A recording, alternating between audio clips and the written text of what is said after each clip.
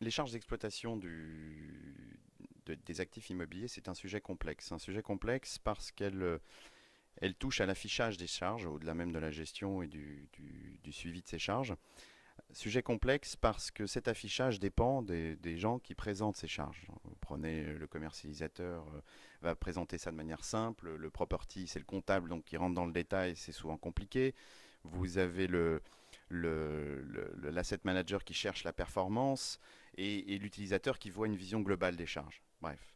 Donc, par cette présentation des charges, on voit que le sujet est complexe et qu'on pourrait réfléchir à une matrice de référence qui permettrait de positionner les charges de la même manière, pour quel que soit le type d'actif, et de pouvoir communiquer sur cette base-là avec les mêmes références, et derrière cette matrice de référence, de pouvoir positionner également bah, ce bâtiment, cette matrice de charge par rapport à un contexte. Donc benchmarker cette matrice, ce résultat par rapport à un contexte.